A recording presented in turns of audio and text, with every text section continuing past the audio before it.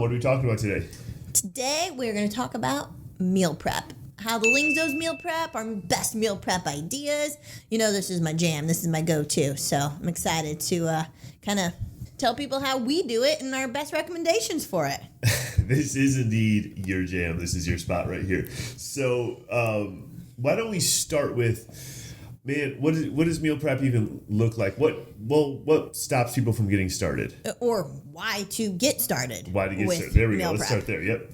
So I would say the biggest thing with meal prep is in people's head, they think it has to be this really daunting, overwhelming experience, right? They think about meal prep as, you know, all day on Sunday, right? Like tons of different dishes out, making all these different recipes that can be like 20 ingredients sometimes. And then like the little individual containers that are all packed up in the refrigerator. And they're like, how am I supposed to fit that in with everything else that I do? And I feel like that's like the big reason it gets in people's head and in their way of not meal prepping. You know what I mean? Mm-hmm. But if we could actually help them understand it first, it could be done easily. And then second, it would just save them so much more time throughout the week where they're not having to do all these different recipes or dishes, and they'd get more time to do things they enjoy. Yeah, so it's almost like two extremes, right? Where it's like on the one hand, most people think it's got to be every single Tupperware laid out on Sunday with chicken, broccoli, and you just stack them up. And there's all sorts of reasons not to do that. One is that it's just a giant pain in the ass. Secondly, nobody likes to cook chicken on Sunday and then eat it microwaved on Friday. Like that's gross. Like, of course, that doesn't sound appealing.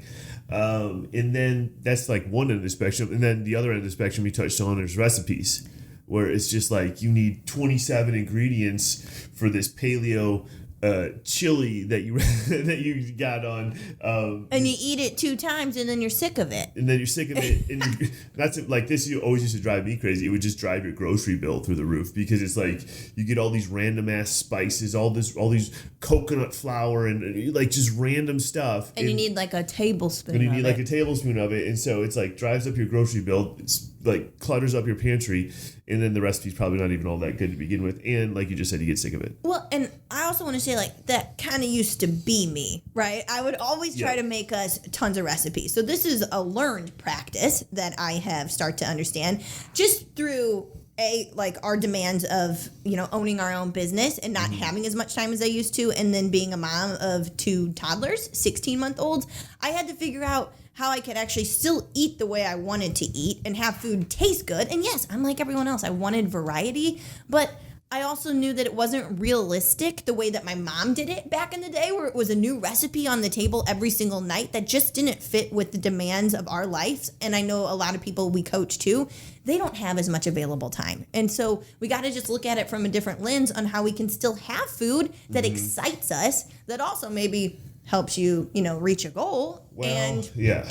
I mean, I guess you got to ask too, like, does it really excite you? Like, does every meal have to really excite you? That's another topic we got to touch on, maybe for another day, right? Yeah, for another day. But the funny thing is that chicken really does excite us. No, burgers excite us. Like, you enjoy it every single day, but it's like, it doesn't have to be a decadent. Lunch on Tuesday doesn't have to be a special affair, right? Yeah, exactly. And it's like, I guess kind of one more thing, I think, before we can kind of get into meat and potatoes, as you said, like, the way your mom did it, the way my mom did it, cooking recipes and this and that. And I hate to use time as an excuse because I think there's value in cooking and preparing food for your family and everything like that.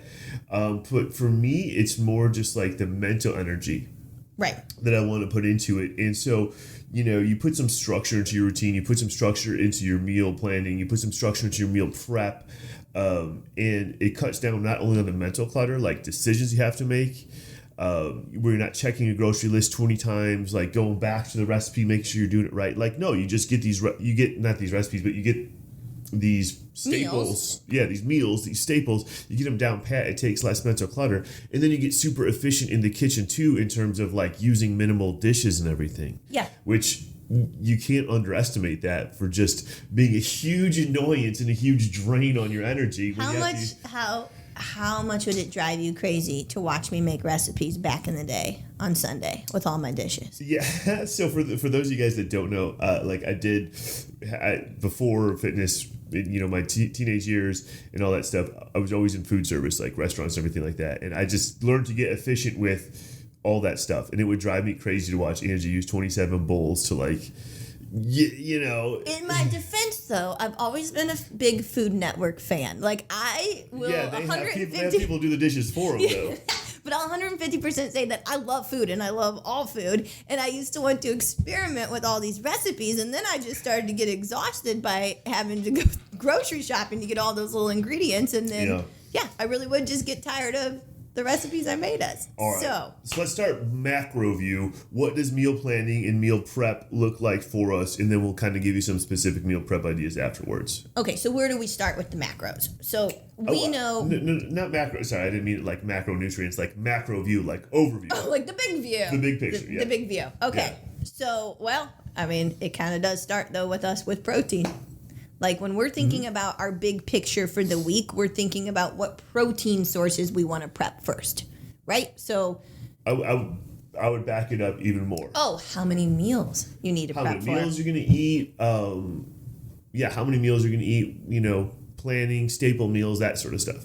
All right, so I would kind of look at it like this, and this is what I like to coach. So if you're a mom listening to this and you have kids that do a lot of activities, or a dad, first, or maybe you do a lot of lunches for work or dinner for work, I would look at actually how many meals in your week are going to be eaten out and how many can be maybe some help from the store and which ones you actually have to prep. So if you're looking at like 21 meals in a week, let's say that's what you typically do. You eat 3 meals a day, but maybe you know that every single morning you're rushing to get out the door to go to work and you're like, I'm just going to make that be a protein shake. Great. That's, let's say 5 meals during the week. You cut that down. You have 16 now. What do you need to prepare for those? And so I kind of chop it down like that. And then I'm like, okay, how many are you going to be eating out for lunch for work? How many are you going to be eating out for dinner? And maybe that's 4 meals total. Now we got down to 11. Does that make sense? And so you're looking at... Are you mapping this out on paper?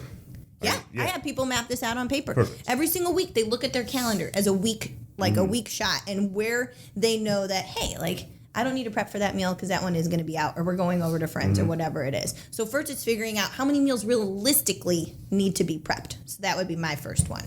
How about you?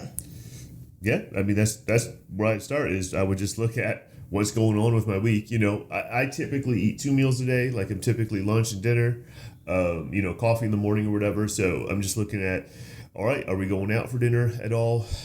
We don't really do lunch out. So it's like I just know that I plan on, 5 of my basically chicken and burger meals. Like that's it. So okay, so first figure out how many meals you need to prep for that you're actually going to eat at home. Okay, what would be number 2 then?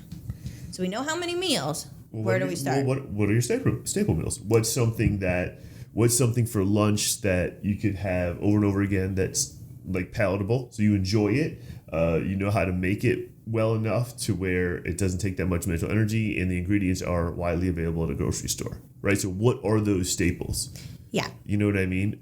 For everybody, it's different, but like, don't get caught up in this. I mean, when I was a kid, my staple breakfast was Cinnamon Toast Crunch and milk for breakfast, right? My staple lunch was peanut butter sandwich. And your mom said it was hot dogs for dinner. And hot dogs, right? Like, and obviously, like that's the way a 9-year-old or a 10-year-old would eat. But that's the concept of a staple meal. Like we're always like, oh, we need variety. And if you really look, you eat the same 7 to 10 foods over and over again. Right. Most people do.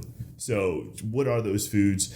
And let's get them prepared in such a way that you can enjoy it and have it over and over again. Yeah, and when you're looking at your staple meals, you'll probably start to observe your behaviors when you do it. They usually have about 2 to 3, I would say, per meal. Yeah. Or per breakfast or lunch or dinner that you do rotate through. 2 to 3 breakfasts, 2 to 3 lunches, 2 to 3 dinners that you just kind of rotate through. Absolutely. Maybe you have a little bit more variety in dinner.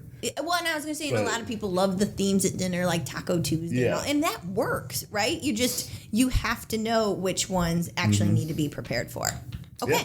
Right. So now you got your staple meals. How do you put it all together? Yeah, so I mean, like kind of like what you were talking about before, let's build around your proteins. That like if you're trying to eat healthy, right? Which I think if you're meal prepping, this kind of thing, that's the one thing we recommend is getting enough protein in. And so it's like let's build out around that. Yeah, and and like when we're talking about protein, you got to look at it in terms of which ones need to be prepped and which ones are already readily available. And you have to put your energy into the ones that need more preparation. So let's pretend that for dinners, you do a lot of ground meat. Maybe it's ground turkey or ground beef. You could make a giant batch of it and have it as tacos on one night, but only season it with salt and pepper. This is like my biggest recommendation. Just prep the ingredient, right? So then if I need protein at night, but I don't want to have to go making 5 different proteins like fish and chicken and then pork and whatever. Make a big batch of ground beef, keep it salt and pepper, and then turn it into tacos for the family one night. Put marinara sauce or sloppy joes on it the next night. And so just know what those proteins are and know how you're going to prepare them, and then how you can change the flavor with a different sauce or seasoning throughout the week to make that meal easy to get to the table. Okay. And so then that's your protein. And what we'll do is we'll just talk about the overview, and then we'll just kind of tell you exactly what we do. It's super not exciting, but I think, you'll be kind of surprised. People are amazed by it. They're like, what? Like, Yeah. So, okay. So let's just get through the overview. Then we'll just tell you exactly what we do. So that's your protein. A carbohydrate source could be root vegetables, starches, could be bread. Yes, it can be bread. Can be rice, can be just, regular vegetables. So how do you handle that situation?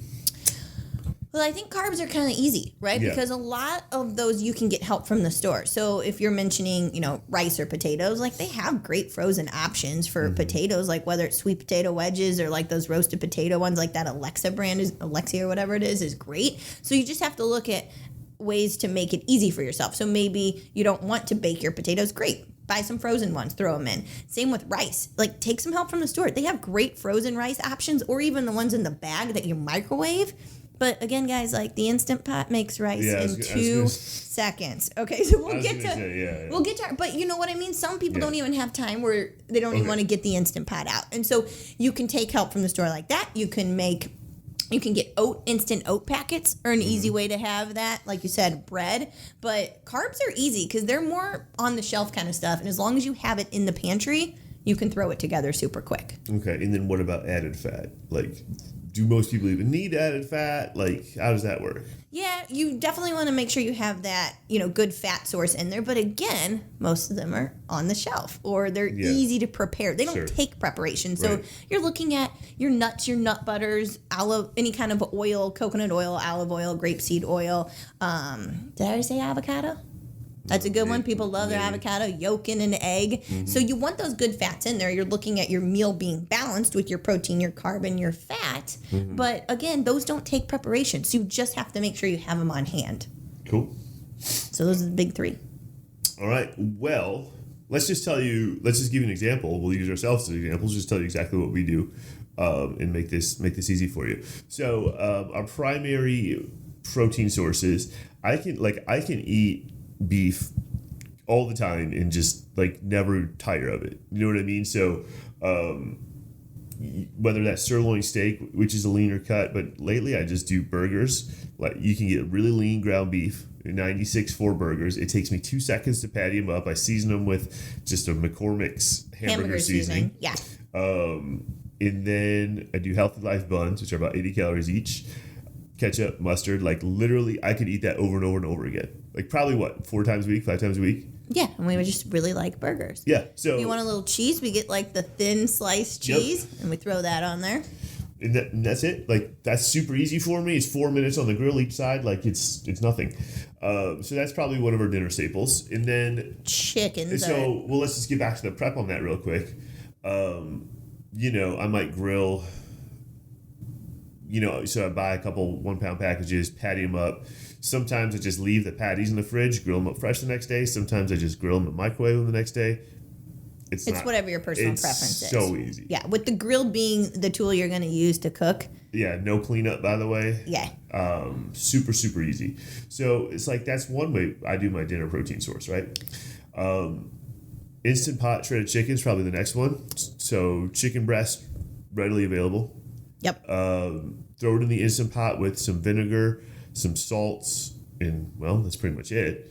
And what it comes out as, it comes out shredded. Like it basically folds apart. And not dry. And not dry.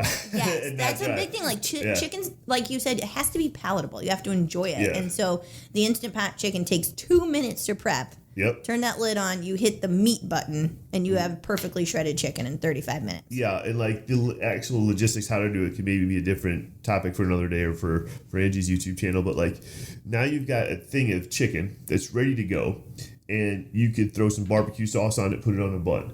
You could mix it in a bowl with rice and soy sauce. You can mix it with zucchini and Parmesan. You can use it to make chicken salad. You could take some mayo, some salad. Greek yogurt, make chicken salad for the family. Yep. Like a lot of different things. And so what do I do with that? So for lunches, I like to save most of my carbs for night just because it's enjoyable. It's That's enjoyable. when you enjoy it. Yeah, so like a lot of times my lunch, if my burger is...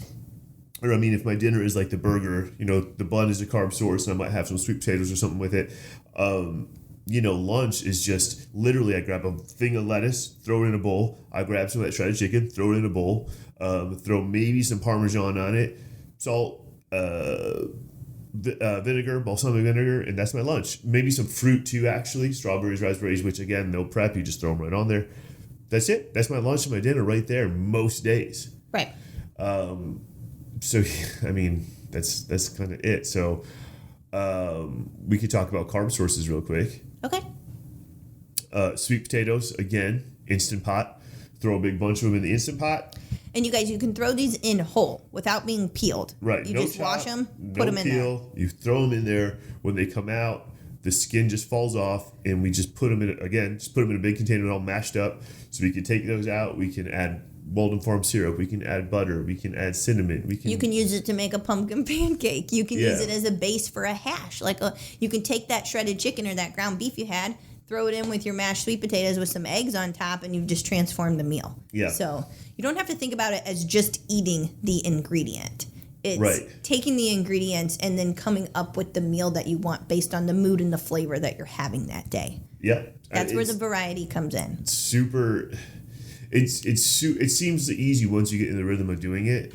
And I almost feel like, why are we even talking about this? But we're talking about it because most people just haven't seen it this way. Yeah, and they overcomplicate it. And we're human. We overcomplicate everything. We overcomplicate our fitness. We overcomplicate our meal prep. We overcomplicate our business. We overcomplicate. Well, and I always hear this saying: if you don't feel like you're suffering, then you don't feel like you're going to get the result of whatever it is. And so I think that people feel like they have to easy, they have to suffer when they do meal prep in order to make it work or to make it taste good, and you really don't have to. You really don't.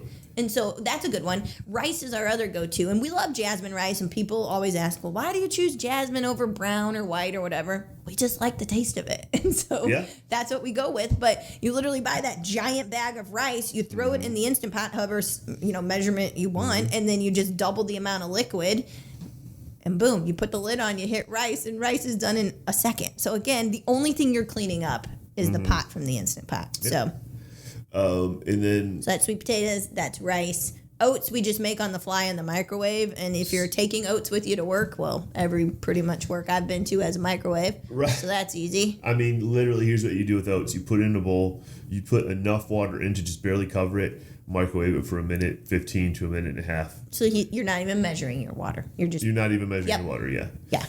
I measure my oats dry, but, it's easy to do. And then again, oats, you can do it with syrup. You can do it with chocolate jello. You know what I mean? Like, you can mess with oats in so many ways. People love putting protein powder in their oats, right? So if you know that you need a quick and easy meal in the morning and you don't have time, you just can put your oats in the microwave while they're going, get your protein powder, flavored, whatever. We love the Pea Science Snickerdoodle, and you put that in with your oatmeal and you have a balanced meal. Maybe throw some nut butter on top for your good fat and you're good to go. That's it. Yeah. So, man, it really is that easy. And then vegetables, we do the pre-bought lettuce, right? The big tubs of spinach or, spring mix. Bell peppers, you can just kind of chop as you go. Zucchini. Zucchini's our big one. We do a ton of zucchini. You can chop it up. You could do it in the oven. You could do it. I'm a big spiralizer. On the spiralizer. We can do the grill. Noodles, you can do the grill. I like to actually chop them up into like cubes and pan fry it. And I do that with onions. It almost tastes like hash browns. And I feel like the nice thing about zucchini and those kind of staples is they heat up really well.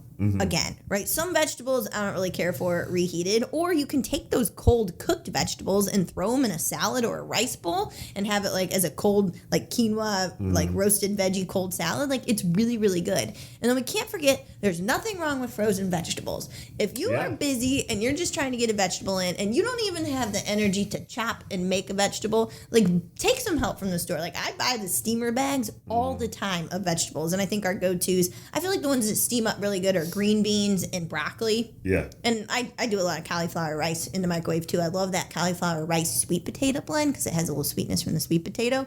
But just pop it in the microwave and then you just throw it in with whatever else you're having. Throw some butter on it. Yeah, I mean, definitely lean on convenience as much as you need to or want to. We do chopped fruit a lot at the store, like melons and stuff like that. A, that's like super low calorie, so it gets you a long way. But B, it's a pain in the ass to chop. And it's like, yeah, you pay a premium for it, but actually when you do the math, it's not that much of a premium. Right. But you know what I mean? There you go. It's set up, it's ready to go, and it's just super easy. Yeah, and I would say like logistics-wise, if you're thinking how can you optimize on time when you're meal prepping, I kind of think about it in like 3 different ways. So I think where can I start first of things that are going to take the longest? Sure. Okay, so maybe you have a slow cooker roast you're going to make or something like that. Start the things that are going to need the most time. So maybe there's something that's going to go in the oven that's going to be braised for a while. Get those going because they don't require any attention. You don't have to check it once you start it. So choose what your big items are going to be, and maybe it's some of these protein sources. Get the long cooking stuff going first. And then start the middle of the road things, right? That again,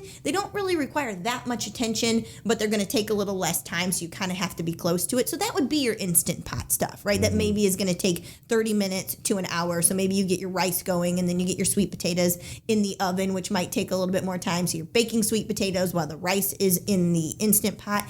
And then third is those quicker items that you can't like walk away from. So maybe you're doing some ground meat on the stove. You have to be there. Maybe you're making a sauce on the stove. You have to be near it. Maybe you're grilling, right? You have to go back and forth. So that's kind of also how you can think of, rather than, I've seen people before where they run from one thing to the next, right? It's like, well, no, get all of your long cooking stuff going first, then start your middle of the road, and then start the quicker things. Right. And you can have meal prep done in literally an hour, and it can be for 3 days out, 4 days out. You can redo it in 3 days. It doesn't have to be the whole week at once. So. Yeah. I mean, it doesn't have to be that hard. So I guess, so that was sort of like big picture down to exactly what we do, and like let's just take it back out to the big picture / bottom line. Like this is what our refrigerator looks like. You know what I mean? After we've done the meal prep, we have a big glass thing of shredded chicken.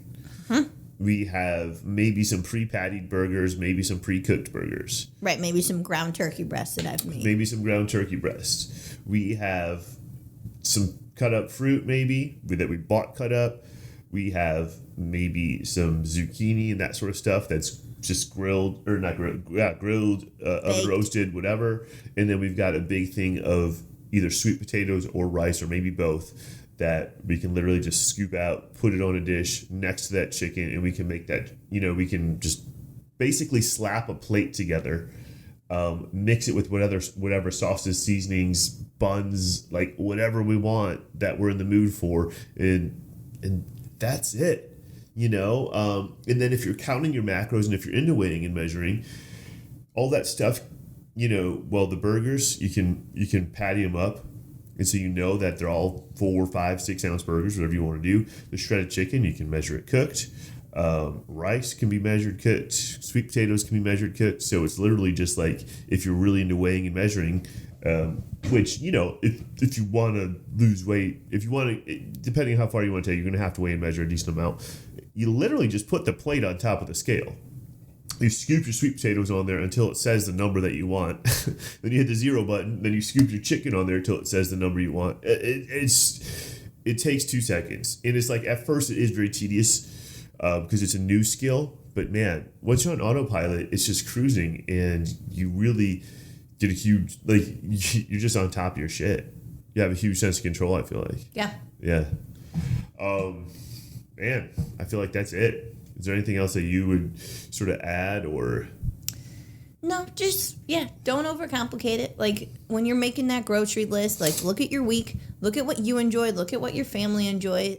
So many times I hear, well, my kids won't eat that or whatever. Well, then give them what they want and still make what you want. Like, this kind of prep takes no time at all. Like, and so don't get caught up in your head about that it has to be perfect. Just have your go-to sauces as well available. Like, that's how we get a lot of our flavoring. We have our go-to vinegars. Your vegetables are going to change up the flavor of it. The way that you serve it, the vessel is going to change up the flavor of it, whether it's like a taco shell to a bowl of rice. Like, you got to just think that it's taking your ingredients and throwing it together as a meal. That's it. That's all we're doing over here. Yeah. So, I mean, like anything else, is like, just fail fast. Like, just get in there and get the big picture, get the rough edges, kind of chipped away. It's like a sculpture. You get the rough edges knocked out, like, oh, okay, well, at least I figured out how to do Instant Pot chicken this week. And you know what I mean? And you just, the rough edges. Yeah. And then, if you want to, sculpt the Michelangelo, you're going to tighten up on those finer details, but you're going to do that over time. And you're only going to move on from the rough edges, to finer and finer details as you master the previous skill, right? So don't put this pressure on yourself like you've got to be perfect. And it's like you go from, I've never thought for 1 second about what I eat, to I weigh and measure every single morsel that goes in my body. Like, you're just not, that's too much pressure. It doesn't have to be that way. Yeah, and the last one, like, a lot of people be like, well, I'm not really good at cooking. Like, I don't... Like, I'm just not good at it. And that's, like, the thing that is kind of keeping them from maybe starting to eat more healthy foods or whatever it is, or having that balanced plate. Like, guys, take the help from the store. They have, like, the frozen grilled chicken breast, like the little chicken tenders in the frozen section. You can get pre-made burgers at Costco, like the chicken burgers and the turkey burgers. You can get pre-made meals that are really good out there. So even if you're worried that you're not really good at cooking, there's still some options. Like, you can throw a bag of vegetables in the microwave, right? And you can throw a bag of rice in the microwave. So do what works for you. Like, this is what works for us and for the way that our brains think. But just make sure you have that balanced plate. Yeah. Know what your proteins are. Know what how you're going to get your carb source on there for energy, and your fat for your hormones, and you're good to go. You're good to go. Yeah. So, I mean, I guess in the big picture, when we talk about strategy, skill, and support. Yes. This talk was, a little bit strategic, but a lot of it is the skills that you need. This, a lot of this has to do with the skills you need to actually make your strategy, make the rubber hit the road. Yep. And so, just like with any other skill, you suck at it, and then you suck a little bit less, and one day you're actually good at it, and then you forget what it was like to not have this skill, right? Because it becomes on autopilot. So, if you're interested in finding out more about, like, how we work with people to create a strategy that works for you, right? So we create a strategy based on what you're doing, based on what you enjoy, so that you don't have to turn your life upside down, so that you don't have to give up your social life, so that you don't have to restrict whole food groups. We can help you with that strategy. If you're interested in taking that strategy and learning the skills you need to make it actually happen in real life, and then being supported while you go through those skills, I strongly recommend you check out our 12-week anti-diet course. You just go to antidiet.co, antidiet, antidiet.co, not com, .co. And, that's our 12-week course. That's what we take our clients through. And that's where we see the most success, is like creating that custom strategy, then teaching the skills needed to implement that strategy, and then just supporting all the way. So, that's all I got for you for today. Go out, make that meal plan, execute it, review it after you do it, see what worked and what needs some tweaking. And just don't let perfect be the enemy of good. That's right. All right, guys. All right. Have a good one.